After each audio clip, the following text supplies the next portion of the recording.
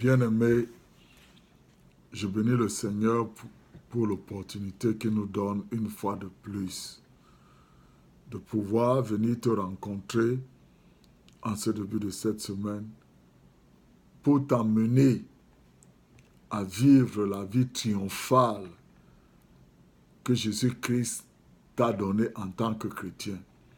Nous continuons à parler que Dieu a fait de toi un ambassadeur en Jésus-Christ. Quand tu prends le temps de lire 2 Corinthiens 5, versets 17 à 21, c'est ton identité en tant que chrétien. Et quand tu ne connais pas cette identité, tu vas souffrir dans ce monde. Parce qu'il y a des évidences, des preuves que Dieu existe et que Dieu ne peut que faire du bien à ceux-là qui sont en Jésus-Christ. Nous avons des évidences qui nous parlent des choses qui se passent dans le monde parce que tu es en Christ. Ces choses ne doivent pas te toucher. Mais quand tu ne le connais pas, la parole de Dieu dit que c'est du cœur que tu crois et de la bouche tu déclares. C'est pas ta bouche. Quand tu ne déclares pas ton identité devant les situations, les anges ne vont pas travailler pour toi. Les anges ne travaillent pas pour les muets. Les anges sont là pour écouter ta voix, ta parole, ce que tu dis, ce que tu déclares. Tu vis selon la foi de Jésus-Christ. Tu vis selon l'œuvre que Jésus-Christ a accomplie. Je vais te lire une autre dimension aujourd'hui de la vie d'un ambassadeur. Dans le psaume 98, la parole de Dieu dit,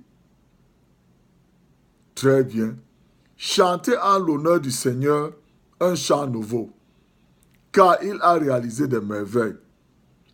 Par son savoir-faire et son pouvoir divin, à la face du monde, le Seigneur a montré qu'il était le Sauveur. Il a révélé sa loyauté. Il n'a pas oublié d'être bon et fidèle envers le peuple d'Israël. Jusqu'au bout du monde, on a pu voir que notre Dieu nous a sauvés. Tu vas me dire que le psaume, c'est David qui dit ça par rapport à la victoire que Dieu a donnée en Israël. Il y a aussi autre chose que tu dois regarder. C'est que Dieu a dit qu'il va rebâtir Jérusalem. Dieu a dit qu'il va encore les prendre, les ramener des pays du Nord en Union soviétique pour les rétablir dans leur patrie. Dieu l'a fait. Cette nation existe aujourd'hui. Et dans quelques jours, ils vont entrer dans une fête grandiose qui sera le jubilé. Je ne vais pas entrer dans ça. Mais garde bien le nom là, le jubilé en tant que chrétien. La même chose, quand les bonnes choses arrivent en Israël, les bonnes choses doivent arriver aux chrétiens aussi. Je te le répète, il a dit, par ces œuvres-là, nous devons croire que lui existe. Dieu a fait des choses pour Israël. Dieu va faire des choses pour toi. Tu dois voir, quelle est l'évidence que tu as en tant que chrétien? Par la résurrection de Jésus-Christ d'entre les morts, tu as la preuve que Jésus-Christ vit pour toi. Il est mort sur la croix pour te donner la vie, frères et sœurs.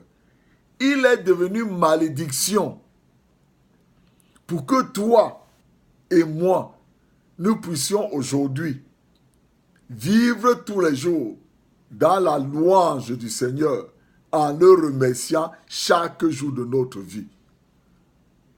La parole de Dieu dit dans Romains 5, 17 que si par la faute d'un homme, Adam, je l'appelle, la mort et tout ce que cela représente à régner dans ce monde.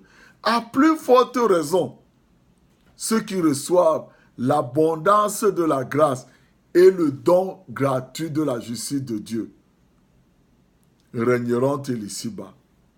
Frères et sœurs, le Seigneur Jésus a tout fait. Entre dans cette semaine dans les remerciements. Arrête de te plaindre. Quand tu te plains, les anges croisent leurs mains. Mais quand tu dis aux anges quand tu dis que Seigneur, je te remercie parce que cette semaine va être une belle semaine pour moi, parce que toi, tu es déjà devant moi et tu as préparé de bonnes choses. Les anges vont travailler. Quand tu déclares que Seigneur, je te remercie parce que ma maison est bénie, ma femme est bénie, mes enfants sont bénis, ma voiture est bénie, mon travail est béni, mon bureau est béni. Les anges vont travailler pour toi. Tu es un ambassadeur. Les anges attendent pour travailler pour toi. Dieu a réalisé des merveilles et il veut les réaliser dans ta vie cette semaine. Il a déjà réalisé les merveilles et maintenant il veut que toi tu les reçoives cette semaine. Comment vas-tu rencontrer dans cette semaine? Dieu a mis toutes tes malédictions sur Jésus. Et c'est quand tu déclares de ta bouche que les choses sont établies pour toi. Je prie cette semaine que le Seigneur te bénisse. Et lis la Bible. Arrête de lire le journal. Choisis le livre de Jean. Lis Jean 17 aujourd'hui. Prends la décision que cette semaine, tu vas lire la parole de Dieu. Parce que quand tu ne lis pas la parole de Dieu, dans ce monde, tout le monde va au cimetière. Tous les gens travaillent pour aller mourir. Mais quand tu lis la parole de Dieu renverse les choses que Adam t'a apportées dans ton corps. Des choses que toi tu ne connais pas. Alors lis la parole de Dieu. Lis l'évangile de Jean. Arrête de lire les passages compliqués de la Bible que tu ne comprends pas. Lis l'évangile de Jean. Prends le temps, lis la parole de Dieu. Prends le temps, lis ce que Jésus-Christ est devenu pour toi. C'est vrai, ton pasteur va te le dire. Mais si toi, tu ne le dis pas dans ta maison, comment ça va prendre part dans la vie de tes enfants, de ta femme et tout? Donc, lis la parole de Dieu. Apprends ce que Jésus-Christ a fait pour toi. Que le Seigneur te bénisse. Je prie que si tu n'as pas encore accepté Jésus comme ton sauveur personnel, tu l'acceptes, tu dis Seigneur, je te remercie parce que tu m'as aimé le premier. Je t'accepte comme mon sauveur personnel. Arrête de lutter pour dire que Seigneur, je t'aime. Non, dis que Seigneur Jésus, merci, je reçois ton amour. Arrête de lutter, de chercher à aimer Jésus 24 heures sur 24, alors que tu ne peux même pas t'aimer toi-même 24 heures sur 24. Mais Jésus, lui, il t'aime 24 heures sur 24. Mais